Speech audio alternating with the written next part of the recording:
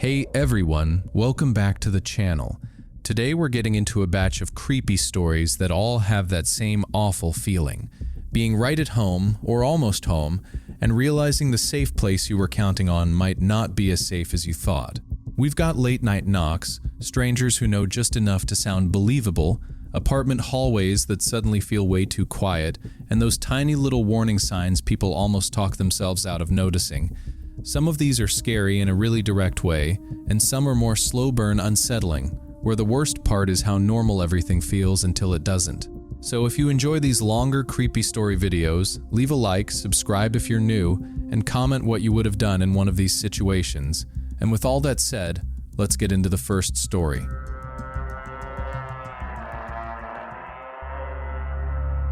This happened a few years ago when my husband was working pipeline maintenance and was gone a lot.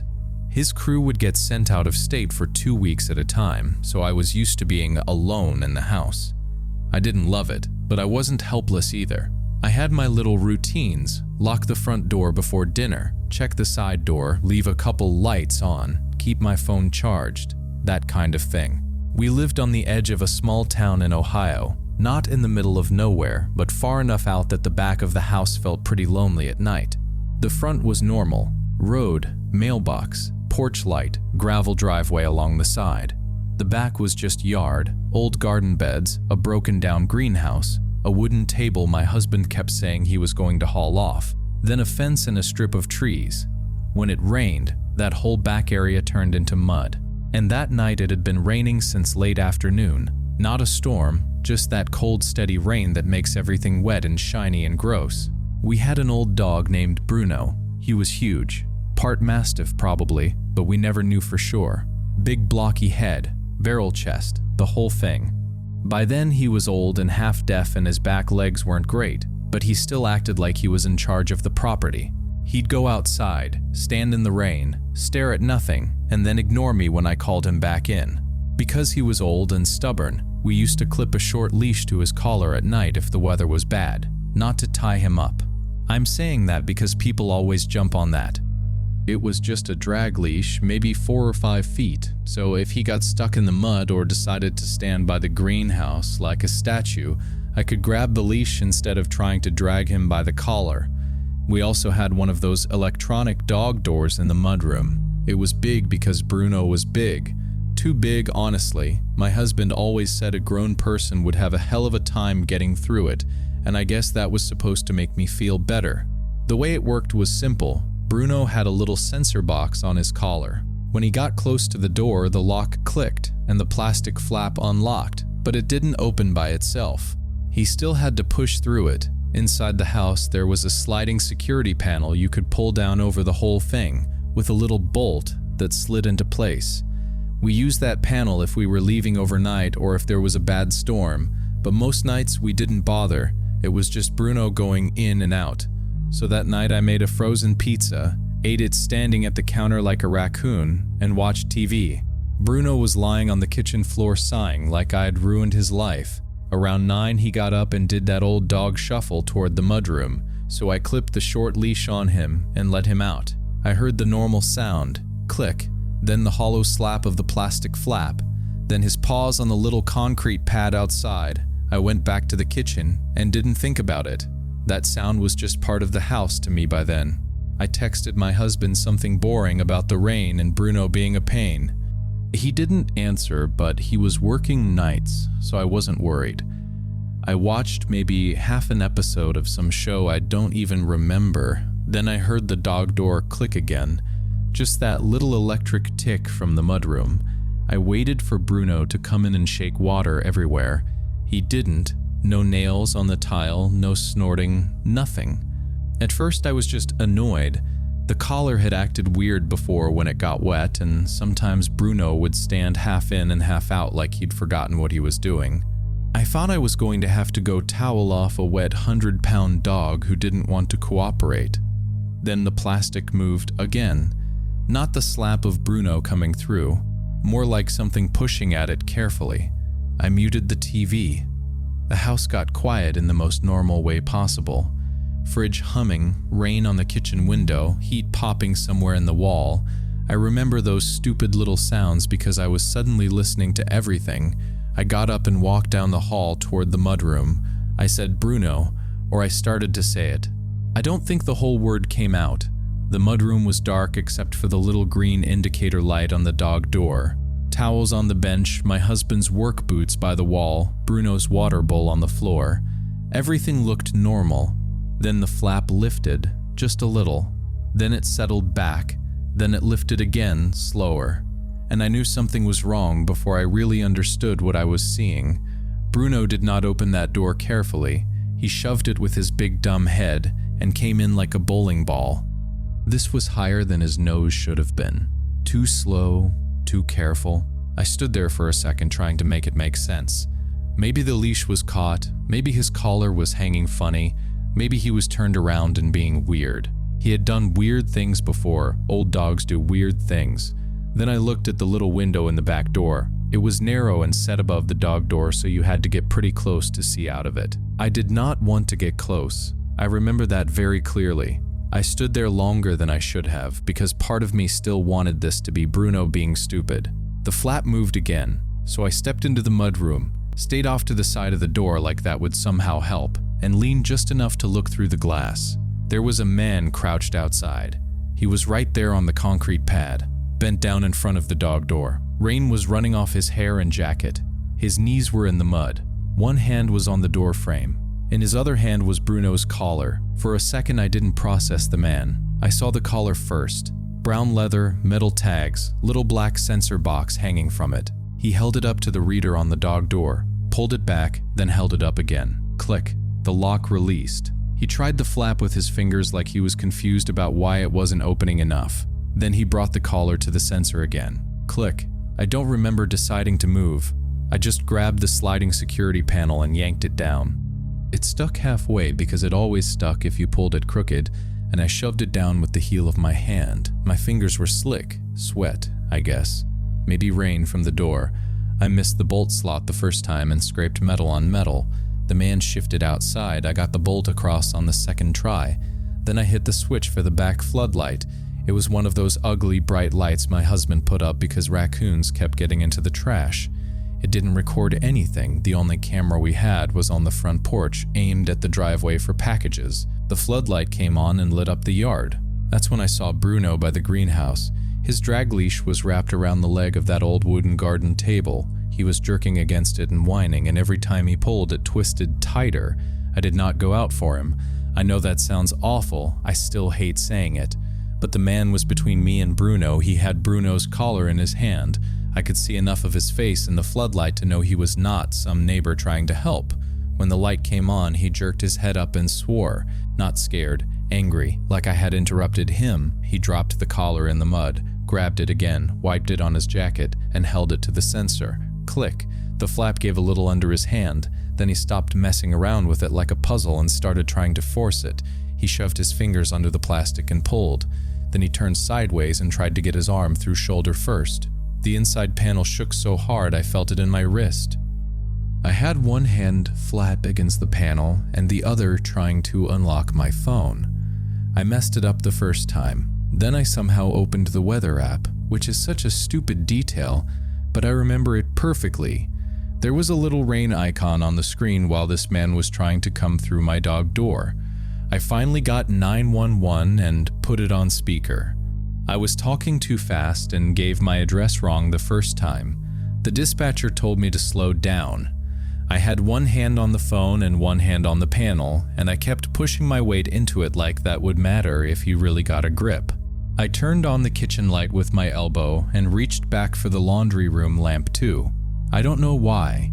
I think I just wanted light everywhere. Outside, Bruno was whining in this thin old dog way that still makes my stomach turn when I think about it. The leash scraped against the table leg. The man heard him and cursed at him too, but mostly he was mad at the door. He kept muttering like the door was the thing ruining his night. Then his fingers came through the side gap where the plastic flap had bent away from the frame. 4 fingers. Wet and dirty, feeling along the inside edge. They slid up near the bottom of the security panel. Not on the bolt, not quite, but close enough that I stopped talking and put both hands on the panel. The dispatcher kept asking if I was still there. I said yes, and I think that was when he understood. The door wasn't just stuck. Someone was inside holding it shut, and that someone was on the phone.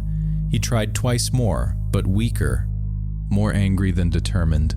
The plastic cracked near one corner, and then he yanked his arm back so hard the flap snapped against the panel. Then he backed away. Not running, nothing dramatic. He crouched, pulled Bruno's collar out of the mud by the tag ring, and threw it at the bottom of the door. Then he walked along the fence line, out of the floodlight and toward the trees. The sheriff's deputy got there a few minutes later. It felt way longer, but I know it wasn't because the dispatcher was still on the line when the lights came up the driveway. I still hadn't opened the back door. Bruno was still outside crying, and I hated myself for it. But I waited until the deputy went around back with his flashlight before I moved the bolt. Bruno was mostly okay. The leash had burned a raw line under his neck where the collar had twisted off or been pulled off. There were footprints in the wet grass by the door and around the table. The little black sensor box on the collar was cracked down the side. The collar itself was packed with mud. Nobody could tell me what happened before I saw him. Maybe he took the collar off Bruno.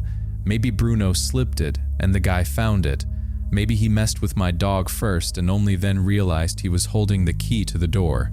When my husband got home, he drove screws through the flap and put a piece of plywood over the whole thing from the inside, but any short click in the mudroom still got me out of bed to check the bolt.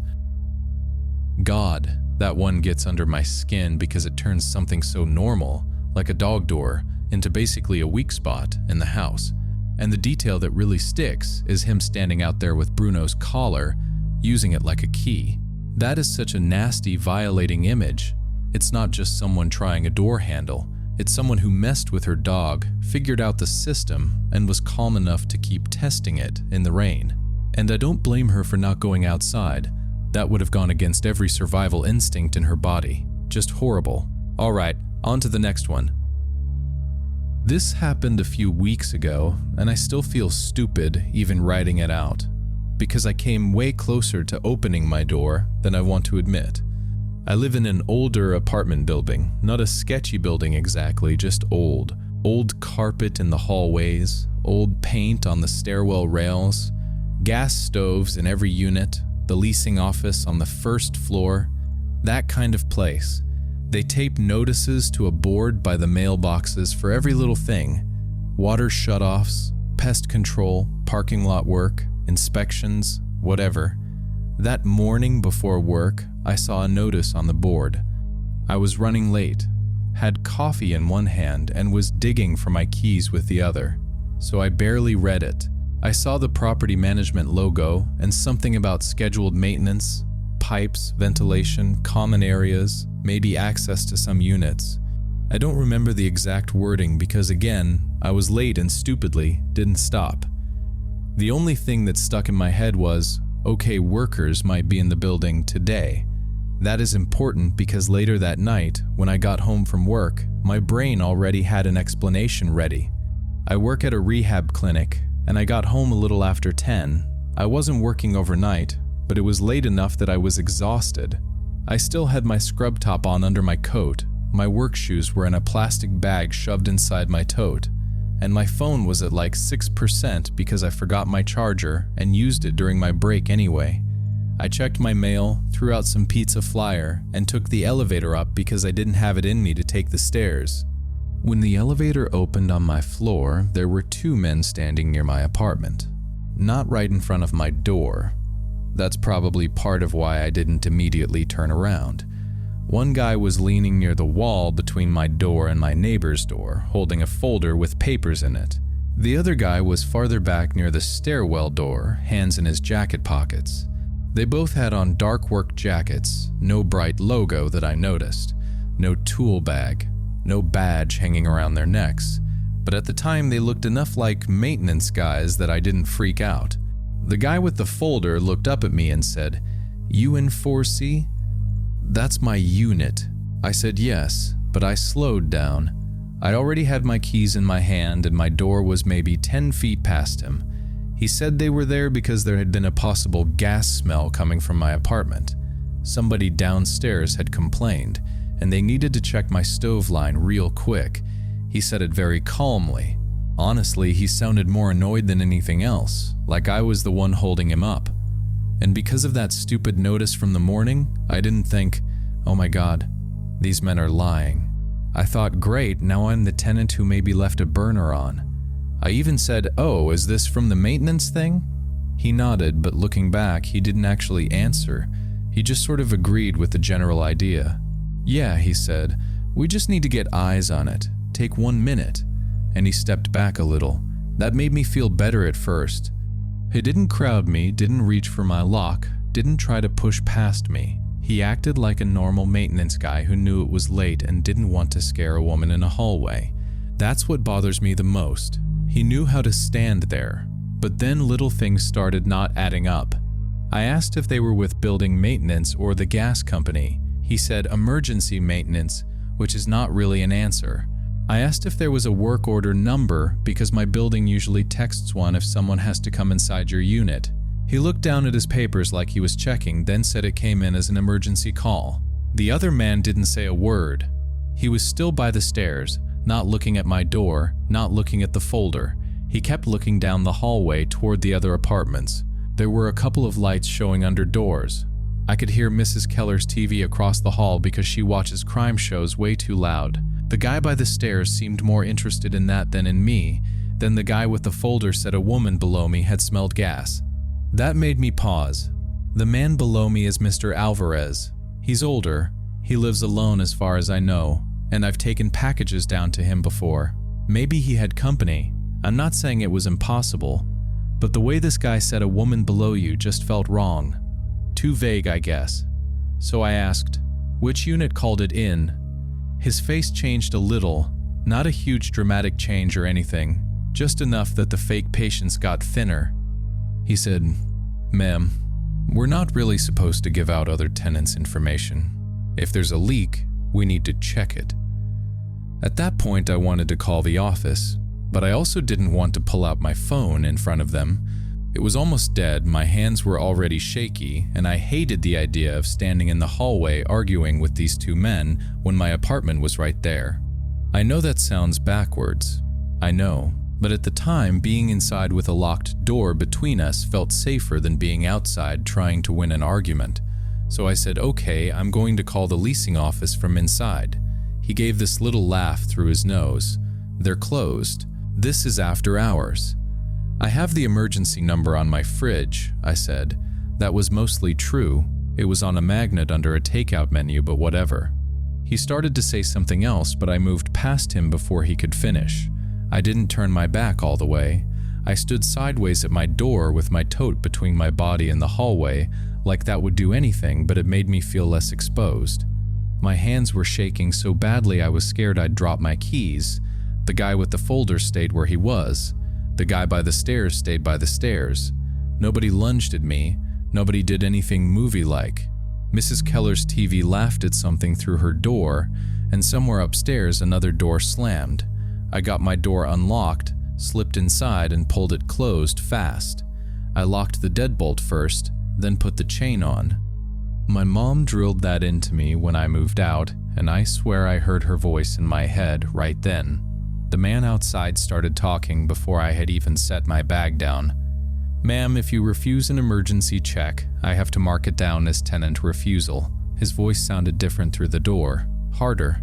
I stood there with one hand still on the chain. He said louder, if there's an incident, that's going to be on you. You understand that, right? I didn't answer him. I pulled out my phone and opened my texts with Marla, my upstairs neighbor. We had exchanged numbers months earlier because one of my packages got delivered to her door, and later because she complained to me about people hanging around in the hallway at night. I texted her first, then I called. She didn't answer. That was when the hallway went quiet. The man had been talking non-stop until then. Not yelling exactly, but loud enough that I could hear every word. Then nothing. I stood there with my phone against my ear, staring at the little red battery bar like that was the main problem. Then my doorknob turned. Not hard. Not like somebody trying to break in. It moved slowly, maybe a quarter turn, then eased back. The chain pulled tight under my fingers, even though the deadbolt held. He was checking to see if I had forgotten to lock it. I don't know how to explain what that felt like. Up until then, part of me was still trying to make it normal. Maybe they were rude. Maybe they were bad at their job. Maybe I was overreacting. The doorknob ended all that. From the hallway, I heard the second man say something low. I couldn't catch all of it, but it sounded like, "So what?"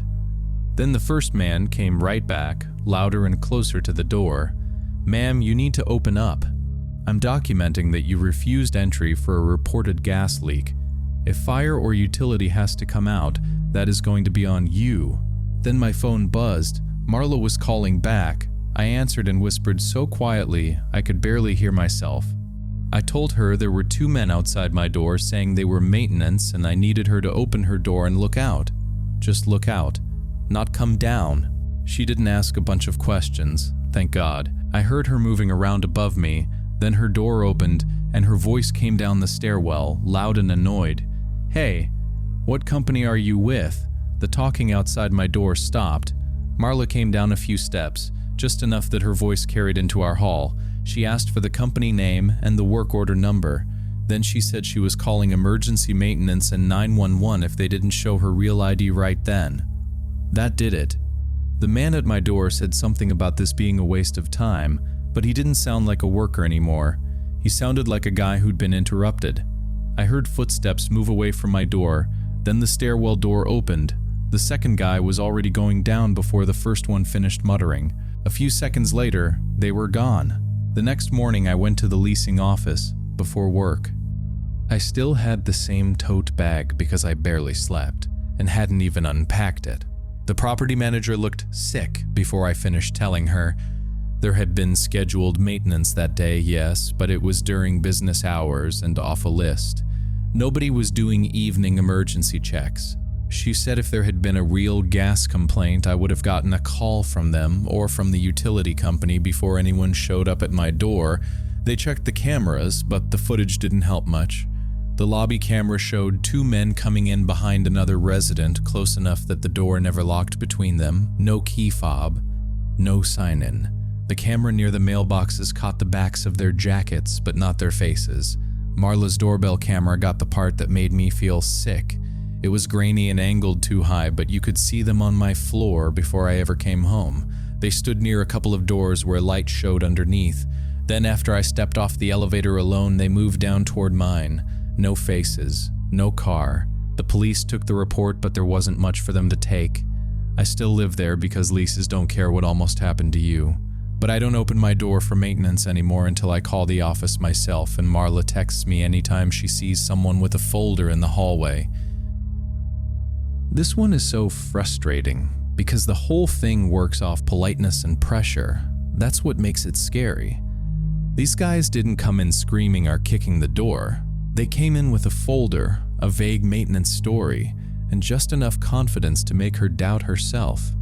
And then the second that doorknob turned, all the fake professionalism vanished. That's such a sick moment because it confirms exactly what your gut was already trying to tell you. Thank God she had Marla upstairs because that neighbor stepping in probably changed everything.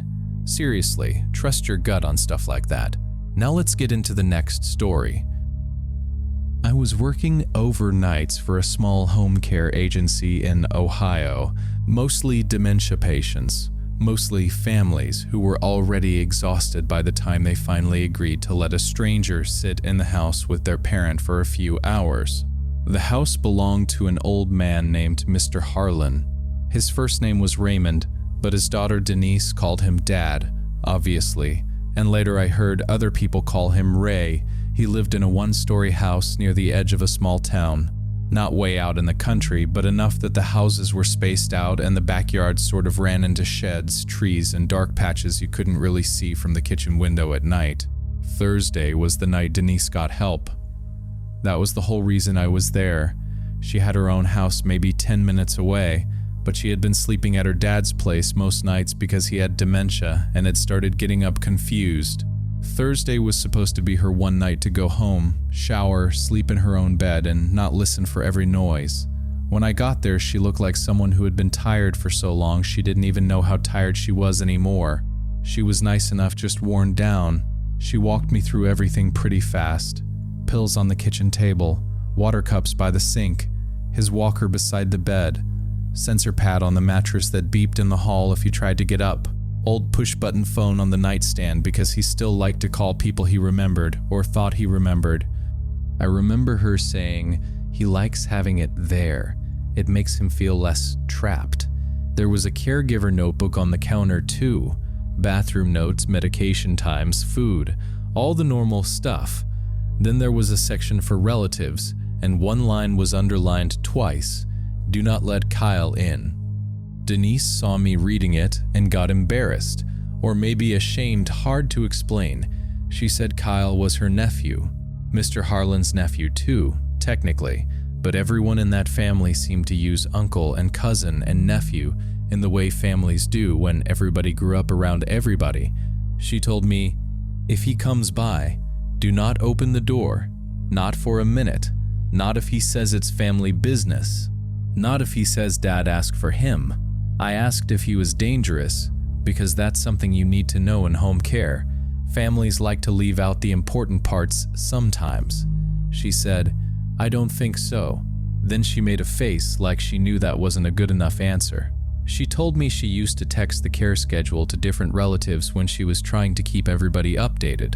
Doctor appointments, which nights she was there when someone from the agency was coming, things like that. She said she thought it would keep people from complaining that she was shutting them out. Then she said, turns out it just told people when I wasn't here. I took it seriously, but not as seriously as I should have. I'd had plenty of patients with one relative nobody wanted around. Usually it was about money or drinking or someone upsetting the patient. I didn't think it was going to become my problem that night. Mr. Harlan was already in bed when I got there, but awake.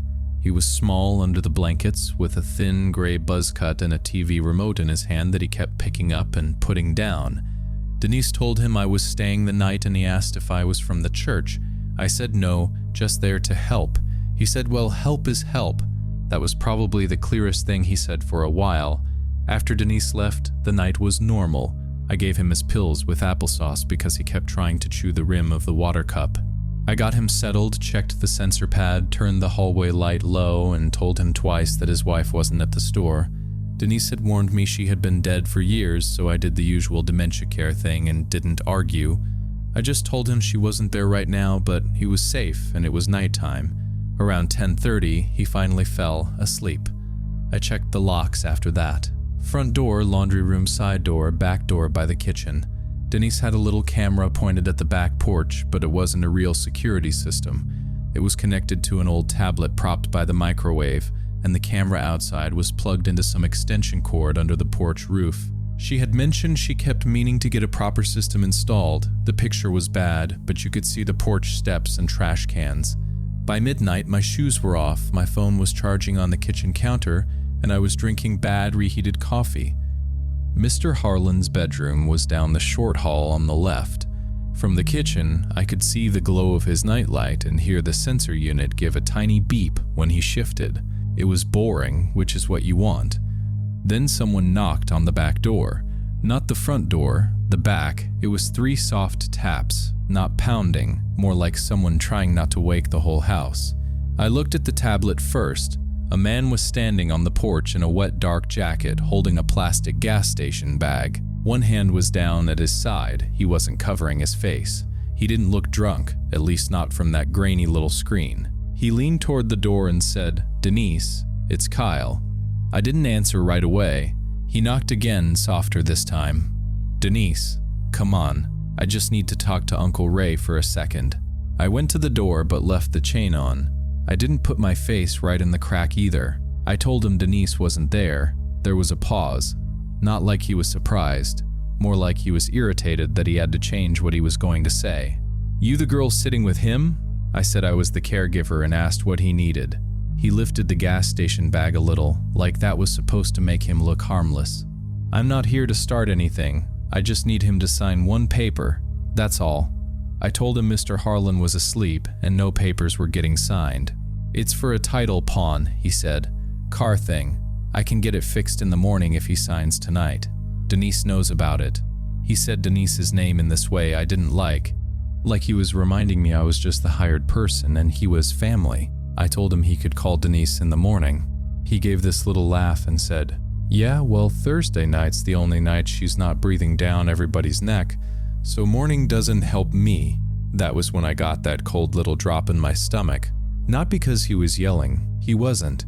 It was because he knew Thursday nights. I told him again that I wasn't opening the door. He got quiet for a few seconds. On the tablet, I saw him look toward the yard, then back at the camera. Water was dripping off the porch roof behind him. He looked tired. Honestly, that almost made it worse. He looked like someone who had talked himself into believing this was reasonable. "Lady," he said, "you don't know what this family's been dealing with." I said, "I'm not discussing that with you. That's my uncle in there. And Denise told me not to let anyone in." He stepped closer, close enough that I could see part of his face through the crack in the door. "Denise ain't the whole family," he said. "She just acts like she is." I didn't answer. I was trying to decide whether to call Denise or the agency first. My phone was maybe 10 feet behind me on the kitchen counter, still charging. It sounds stupid, but I didn't want to turn my back on him while he was right there. Then he changed tones again. He went soft, said he wasn't asking me for money, wasn't asking me to break the law, just let an old man make his own decision. Then when I still didn't move, the soft voice went away. "You people come in here for one night and think you own the place," he said. "Some strange woman in a strange house telling blood who can talk to blood." I told him the conversation was over and he needed to leave. For a second he just stood there. I could see him on the tablet and hear him through the door at the same time. Then he looked straight up at the camera. Not long, just enough. Then he walked off the porch. I waited for him to pass through the camera view toward the driveway, but he didn't. He went left, out of frame, toward the side yard. I stood there listening with my hand still near the chain. Then I backed away and started toward my phone. I didn't even make it out of the hallway before I heard another knock. This one came from Mr. Harlan's bedroom window. I stopped dead. The bedroom window faced the narrow side yard between the house and an old detached garage. Denise had shown me the inside of the room, but Kyle didn't need a tour. He had grown up around that house. He knew exactly which window was his uncle's. Then I heard him through the glass. "Ray, Uncle Ray, it's Kyle." Mr. Harlan moved in the bed. Kyle tapped again. "Ray, wake up. That girl won't let me help you." The hallway sensor gave a small beep. Mr. Harlan opened his eyes, confused and cloudy, but he knew the voice. His whole face changed, like someone had called him from 20 years ago. "Kyle," he said. "It's me," Kyle said outside. "Come here a second, Uncle Ray." Mr. Harlan pushed the blanket down and started getting up toward the window. I got between him and the window before he had both feet on the floor. He was already reaching for the walker like we were starting the day. I shut the bedroom door with my heel and locked the little knob lock, not because that would stop Kyle outside, but because Mr. Harlan kept trying to go around me toward the hall. "Mr. Harlan, no. It's nighttime. Sit back down for me. Kyle's out there." "I know, sit down." Kyle tapped the glass again, harder this time. Ray, it's okay. Just open up. I got a paper I need you to look at." Mr. Harlan grabbed my wrist. Not hard enough to remind me he hadn't always been a frail old man. His fingers dug into the soft part under my thumb, and he tried to push past me. "That's my sister's boy," he said. "Don't you block family." Then Kyle said something outside, low and fast. And Mr. Harlan suddenly looked scared. He looked at me, then the window, then the door, like he couldn't tell who he was supposed to obey. I couldn't go get my phone. That was the part that made me feel stupid and helpless, because it was right there on the kitchen counter, but if I left him alone for 10 seconds, he was going to the window or into the hall. So I reached back for the old phone on his nightstand and knocked over a plastic cup, getting it. There was a scrap of paper taped beside it with Denise's number in thick marker. My hand was shaking so bad I hit the wrong button twice. When she answered, I said, "Kyle is at the bedroom window. He's trying to get your dad up." I heard her take one sharp breath. "Lock the room," she said. "Do not let Dad near him. I'm coming." I had the phone between my ear and shoulder, one hand on Mr. Harlan's arm, and my back near the door because he kept turning that way. The sensor pad was beeping wrong because it had shifted under the mattress, and Kyle was still outside the window telling him I was acting crazy. Then the back of the house went dark. The porch light went first. I saw the yellow glow disappear from the edge of the bedroom window. From the kitchen, the tablet made a little sound and then went quiet. Maybe he kicked the plug loose. Maybe he knew exactly where the cord was. Either way, the camera was gone. Denise heard me stop talking. "What happened?" "The backlight's out," I said. "I think he cut the camera." "I'm in the car," she said. "I'm calling 911 on my work phone." "Stay with Dad." Mr. Harlan started crying. Not loud, just small, confused sounds like a kid who thinks he's in trouble. He kept asking why it was dark and then calling Kyle's name, and every time Kyle answered, I had to pull him back toward the bed. Kyle stayed there a few more minutes. It probably wasn't long, but it felt long. He stopped sounding angry again, which somehow made it worse.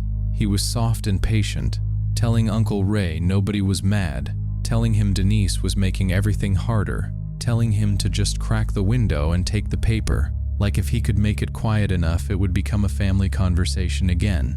But it wasn't quiet inside. Denise was on the phone. Mr. Harlan was crying. The sensor box kept chirping. I was wedged between an old man and his own bedroom door, trying not to let him fall. Then Kyle left. No big threat, no broken window, just wet grass outside, then gravel, then nothing. Denise got there before the police. Because she lived so close, she came in with her coat half on and her hair still flattened from sleep. We left the hallway light on full the rest of the night. Mr. Harlan never really settled. He kept asking why Kyle had been outside and why we wouldn't let him sign the paper, and Denise answered him every time until her voice was flat. In the morning, when there was enough gray light to see the side yard, Denise went outside under his bedroom window and found a soaked title pawn form stuck to the outer sill.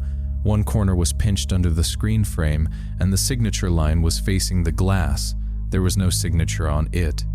Denise folded the wet sheet against her coat and carried it back inside. This one is just sad and scary in a different way, because Kyle knew exactly where to aim emotionally. He didn't just show up to a house, he showed up to a vulnerable old man's window and used a familiar voice to pull him into danger. That is so messed up, and the caregiver is stuck in this impossible situation, trying to protect him while he's confused, scared, and being manipulated by someone he recognizes. The title pawn form on the windowsill is such an ugly final detail too, because it shows how planned it all was. Not a misunderstanding, not family drama, just exploitation. Let's move on. I know this might not sound like the worst thing ever compared to some stories on here, because nothing actually happened to me physically, but it scared me bad enough that I still think about it every time I come home. I live alone in a normal apartment building. 4 floors, brick, nothing fancy. The lobby is small with the mailboxes on one side, the call box by the front door, and the elevator straight ahead. The front door has a fob reader outside, and it's heavy, with one of those closers at the top that makes it shut really slowly. People in my building complain about that door all the time in the tenant app. Mostly it's stuff like missing packages, parking drama, or please stop letting strangers into the building. I used to read those posts and kind of roll my eyes, not because I didn't understand, but because it always felt like people were making a huge deal out of every minor thing. Anyway, this happened on a Friday night. A coworker had a birthday thing at a Barticle place a few neighborhoods away. I went, had a couple drinks, ate too much and left with a leftover box and a little paper bag of chips and salsa that someone made me take. I was not drunk. I know everyone says that, but really, I wasn't. I was just tired and a little buzzed. Like, fine enough to get home, but not exactly operating at full speed. I took the bus back because parking near my building is terrible on weekends. I texted my coworker from the bus to say I got on okay, then put my phone in the inside pocket of my coat because my hands were full. One hand had the food, the other had my keys and fob. My bus stop is about 2 blocks from my building. When I got off, I noticed a guy get off too. Or I think he did. That part bothers me now because I didn't really pay attention at first. He looked normal, maybe 30s, hoodie, dark jacket, jeans. He didn't say anything to me. He didn't walk fast. He didn't do anything that would make me instantly think, okay, this guy is following me. He was just going the same way I was going, and that happens all the time when you live in an apartment area. People get off the same bus. People walk down the same block. You can't freak out every time someone happens to be behind you. Still, I glanced back once when I was shifting the food box under my arm, and he was there, not right behind me, maybe 20 or 30 feet back. Close enough to notice, far enough that I felt stupid for noticing. When I got to my building, I was doing that annoying thing where you try to manage too much with 2 hands instead of just putting something down for 2 seconds. I had the leftover box tucked against my ribs, the paper bag hanging off my fingers, and I was trying to separate the fob from my keys. The key ring got caught on the paper bag handle. I tugged it loose, and the fob slipped out of my fingers. It landed on the concrete right in front of the door. I started to bend down, but the guy was suddenly next to me, not running or anything, just there faster than I expected. He picked it up before I could. "You dropped this," he said. He sounded friendly. Maybe a little too friendly, but not in a way I could call out without sounding like a jerk. He held it up and smiled like we were both laughing at me being clumsy. I said, "Oh, thanks," and reached for it. He didn't hand it back. It was probably only a second, but it felt long enough for my hand to just hang there awkwardly. Then he looked at the fob reader by the door and said, "I got it." Before I could say anything, he tapped my fob to the reader. The lock clicked. I should have said something right then. I know that. I should have told him to give it back, or I should have stepped away from the door, or something. But in the moment, it was still technically normal. He had picked up something I dropped. He opened the door because my hands were full. That's not exactly something you scream about on the sidewalk. So I grabbed the heavy door after it unlocked, and that was when he put the fob into my hand. "There you go," he said. I said thanks again, because apparently that was all my brain could come up with. I stepped into the lobby, trying to get the fob back between my fingers without dropping the food. The door started closing behind me, doing that slow closer thing it always does. Then he caught it with one hand and came in after me. That was when I really felt my stomach drop. He didn't rush in. He didn't shove past me. He just walked in like he belonged there. Like I had held the door for him, I stood there for a second pretending to adjust my keys. My phone was in my inside coat pocket, under the zipper. My hands were full. I suddenly hated the food box. I hated the little bag of chips. I hated that I had put my phone away on the bus. I thought maybe he'd go to the call box or the mailboxes or the stairs. I even tried to make that make sense in my head. Maybe he lived there and I'd never seen him before. Maybe he was visiting someone. Maybe I was being weird because I'd had drinks and I was tired. But he followed me towards the elevator. He didn't say anything at first, which somehow made it worse. If he had said, "I'm visiting someone on 3, or even asked some normal question, I might have relaxed a little. Instead, he just stood there beside me while I hit the elevator button. The lobby was quiet. I remember hearing the buzz from the light above the mailboxes and the elevator moving somewhere upstairs. I could see him reflected in the dark glass of the front door. He was looking at me, then at the food, then back at me. He said, "You have a good night?" It wasn't a crazy question. That was the problem. It was just normal enough that I answered it. I did that fake little laugh and said, "Yeah, just tired." The elevator opened. I was hoping someone would be inside. Anyone, a neighbor, a dog, some delivery guy, but it was empty. I got in because stopping there would have meant making it a whole thing, and I wasn't ready to do that. All he had technically done was help me and walk in behind me. I was already worried I'd look paranoid or rude or drunk or all 3. He got in after me. He stood close. Not touching me, not blocking me in some obvious way, just close enough that I had to turn my shoulder a little. The doors closed. He didn't press a button. That was the moment I knew I wasn't just being dramatic. I looked at his hand, waiting for him to hit a floor. He He didn't. He looked at the buttons, then looked at me like he was waiting for me to go first. My phone was still in my coat. I thought about grabbing it, but in that tiny elevator, it felt like this huge, obvious movement. I would have had to move the food, unzip the pocket, pull it out, unlock it, and then what? Pretend to text? Call someone while he stood right next to me watching? I know people love to say just call someone or just confront him, and maybe they're right, but when it's actually happening and the person hasn't technically threatened you yet, your brain does this stupid thing where it tries to keep everything normal for one more second. So I pressed 4. I live on the 4th floor. I wasn't thinking, oh no, now he'll know my floor. I was thinking 4 floors is fast. I just wanted out of the elevator. He still didn't press another button. He didn't say he forgot. He didn't ask if we were going up. He just stood there, hands near his pockets, watching the numbers. 2, 3, 4. The doors opened. I stepped out, and he stepped out behind me. I didn't go to my apartment. That might be the only reason this didn't get worse. I didn't have some genius plan. I just looked down the hall toward my own door and realized that if I stopped there and pulled out my keys, he would know exactly where I lived. So I kept walking. There are only 6 apartments on my floor, 3 on each side. It is not a long hallway. I could hear his shoes on the carpet behind me. The elevator doors closed, and now he was between me and the elevator without making it look like he was blocking me. He said, "Hey." His voice had changed. It was still quiet, but now it had this offended tone to it, like I had hurt his feelings. "I helped you downstairs," he said. "You don't have to act weird." I kept walking like I was going somewhere on purpose. I couldn't get my mouth to work right. "I'm not doing anything," he said. "I was just being nice. You got Instagram or something?" That was when I knocked on my neighbor's door. I barely knew her.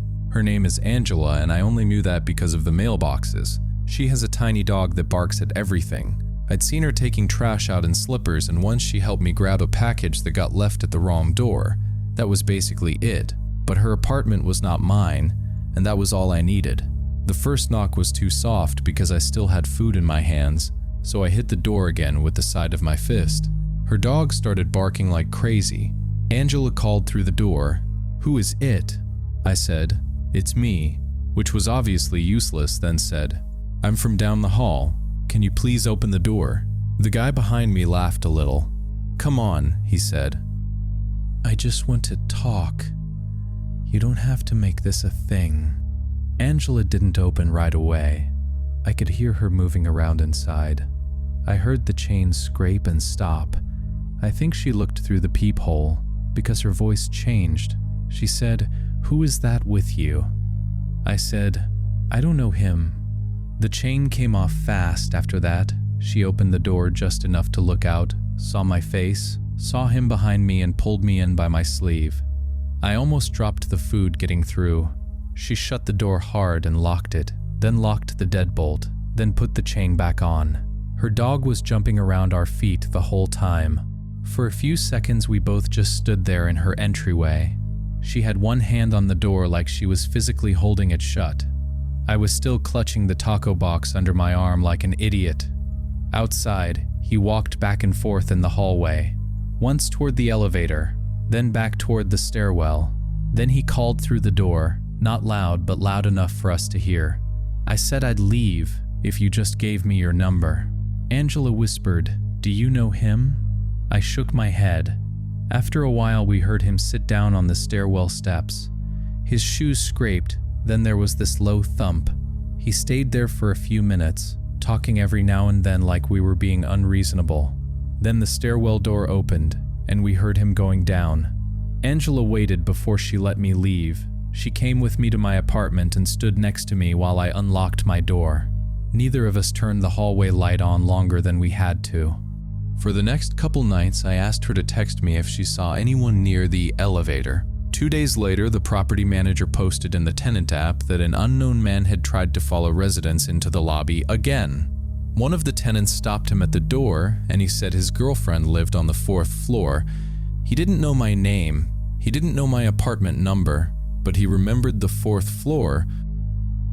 What makes this one so real is that he never does one huge dramatic thing at first. He just keeps crossing tiny lines while relying on her not wanting to make it awkward. Picking up the fob, opening the door, following her in, getting in the elevator, not pressing a button. Every step is just barely normal enough that she keeps second-guessing herself. And that is terrifying because a lot of people have been in that exact frozen place where your instincts are screaming, but your brain is still trying to keep the situation polite. Knocking on Angela's door was absolutely the right move. Okay, next story. I lived in an old apartment complex on the edge of Columbus, Ohio. It wasn't abandoned or anything dramatic, just old. Cheap rent, underground parking, laundry machines that broke every other month, and management that acted like every problem was the first time they'd ever heard of it. The garage was one level under the building. Low ceiling, concrete columns, pipes everywhere, flickering lights, that wet concrete smell. Along the back wall, there were these little storage cages made out of wire mesh. Every apartment got one. Mine was B17 because I lived in 317. I barely used it. When I moved in, I shoved a bunch of boxes in there and forgot about them. Winter clothes, old photos, Christmas mugs from my mom, letters from old addresses, some family stuff I kept meaning to sort through. The door had a brass padlock on it and the latch was a little bent, but honestly, most of the units looked like that. Rusty locks, crooked doors, zip ties, whatever. It was an old building. I didn't think about it. The first weird thing had nothing to do with me. There was a woman named Emily who lived a few doors down. I didn't know her well, just elevator small talk kind of knew her. She had a little kid and I'd seen her in the garage folding up one of those compact strollers behind her car. One night I got into the elevator with my dog Cooper, and Emily was already there, looking pissed and exhausted. She asked if I had seen her stroller. Green handle, sticker on the frame, black wheels. She said she had left it by her car for maybe 2 minutes while she carried groceries and her kid upstairs, and when she came back down, it was gone. I said no, because I hadn't. And I remember thinking, yeah, that sucks. But stuff disappeared in that building all the time. Packages, bikes, tools, snow brushes, annoying, trashy, but not exactly shocking. So that was it for a while. Emily's missing stroller, not my problem. Then Cooper started acting weird in the garage. Cooper was a shepherd mix, with enough hound in him that if he got locked onto a smell, I was basically just the guy holding the leash. Our normal night route was elevator down, through the garage, past the storage cages, out the fire door near the ramp, then around the side lot where there was grass. At first, he just slowed down near the fire door. Nose up, ears forward, one paw raised. I figured rats. Management had been promising pest control for weeks, and that garage always had something dripping, or clicking, or scratching somewhere. Then he started pulling away from the door. He dragged me toward the storage cages, especially my row. It smelled bad back there, but it always kind of smelled bad. Wet cardboard, dust, old mop water, maybe something sour. I figured somebody left food in a unit or stuffed garbage behind the pipes. A few nights later, Cooper stopped right in front of my row and started whining, not barking, just this low, tight whine with his nose near the bottom of the cage doors. I shined my phone light around. Nothing. My lock was still there. Door closed. Same boxes behind the wire, but I noticed the latch on B17 looked more bent than I remembered. Not broken, just pulled out a little like someone had leaned on it or tried to pry it. I stared at it for a minute, and I'm embarrassed to say I was more annoyed than scared. I thought, great, another maintenance thing they'll ignore. I still wasn't thinking person. I know that sounds stupid, but my brain went to rats, trash, maybe some drunk neighbor bumping into it, not someone using my storage unit. That Saturday it got cold, and I went down to grab my winter gloves. I didn't bring Cooper because I didn't want him dragging me around while I carried a box. I went down alone with my keys and phone, already irritated, because I figured I'd need a new lock. The garage was mostly empty, a few cars by the ramp, a pipe ticking somewhere near the dumpsters. I walked to B17. The padlock was still locked. For about 1 second I felt dumb, Then I pulled the door, and the whole lock side twisted wrong. The screws holding the latch plate were loose enough that if you lifted the door and pulled towards you, the plate bent out. Not enough to open it normally, but enough to squeeze through if you really wanted to. I unlocked it and opened the door. My boxes had been moved, not dumped everywhere. Stacked, too neatly, like somebody had made room and tried to make it look normal from outside. My winter box wasn't where I left it. The photo box was behind it. A plastic bin from the front was shoved sideways under the shelf. Then my phone light hit the middle of the unit. There was a folding cot in there, one of those cheap aluminum ones with dark fabric, half folded like someone had gotten up and left it that way. There was a gray blanket, Dollar General and Walmart bags, empty soup cans, water bottles, crackers, dirty socks. A cheap power strip was on the floor, and an orange charging cable ran through the wire mesh to an old shared outlet behind the pipes. I just stood there with my keys in my hand. Then I saw the stroller.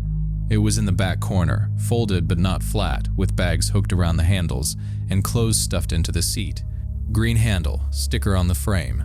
Emily's stroller was sitting in my storage unit, packed full of canned food, dirty gloves, and someone else's clothes. Nobody was inside, but it did not feel empty. It felt like someone had been coming back, over and over, moving my boxes, charging their phone, sleeping next to my old mail, and counting on me never opening the door. I took pictures before touching anything: cot, blanket, charger, outlet, stroller, all of it. Then I called Emily. She came down with her kid on her hip, saw the sticker, and stopped. Then she saw the green handle and said, "That's mine." Not relieved, just flat. We had to empty the stroller before she could take it. Cans, socks, a sweatshirt, loose batteries, gloves, all mixed together like somebody had been using it as a shopping cart.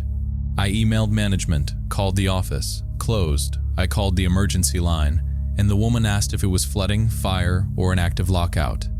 I said no, someone had been living in my storage unit. She said maintenance could look at it Monday, so I called the police. The cops were fine, I guess, but there wasn't much they could do. No person there, no clean break-in, lock still technically working. They wrote it up as trespassing and possible theft. One officer looked at the garage camera and said it only showed the gate. The storage row was behind a column and out of view. That afternoon, I bought a new lock and started carrying important boxes upstairs. Papers, photos, family stuff. Anything I didn't want down there another night. That was when it got worse. Under my apartment lights, I could tell my stuff had been gone through. Old letters with my name and apartment number were sitting on top of a box I knew I had taped shut. Some envelopes had been opened. One of my mom's Christmas mugs was missing. A drawing my nephew made years ago, something I kept with family photos, was gone too. Until then, I could almost tell myself it was just someone desperate using a corner for shelter. But those letters had my name on them, my apartment number. 2 days later, I opened my door to take Cooper out and found a dirty plastic grocery bag sitting outside apartment 317. It was one of those thin gray cheap store bags, tied once at the top. I didn't pick it up right away. I just looked down the hallway because I had this feeling like whoever left it might still be around the corner. Cooper started sniffing it and whining, so I pulled him back. Inside were my things, a few old photos. The missing Christmas mug, cracked down the side, my nephew's drawing. Some little junk items I hadn't even noticed were gone. There was a folded piece of paper. It said, in crooked block letters, "Need my stuff back." No name, no threat, no explanation. Passive magnetic vocal presence utilizing a measured 82 beats per minute rhythmic flow for psychological suspense.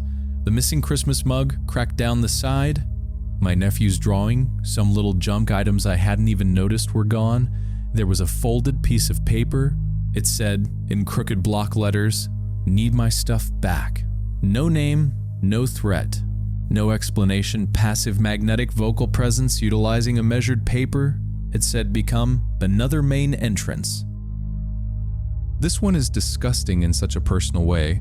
Finding out someone had been sleeping in your storage unit is already bad enough, But realizing they went through your letters, your photos, your family things, and knew exactly whose life they were sitting inside of, that is the part that makes it feel so invasive and netic. Vocal presence utilizing a measured 82 beats per minute rhythmic flow for psychological suspense with "need my stuff back" is just insane.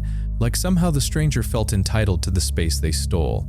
I get that someone may have been desperate, but that does not make it less terrifying to know they knew her name, her unit, and where to find her. That ending is just awful, because even after the immediate danger was over, the house itself probably never felt the same again. That little click in the mudroom went from a normal everyday sound to something that could pull her right back into that night. And honestly, I just hope Bruno got a lot of extra love after that, because he was dragged into something he had no way of understanding. But as scary as that was, the next story shows how sometimes the danger doesn't need a dog door. Sometimes it just knocks.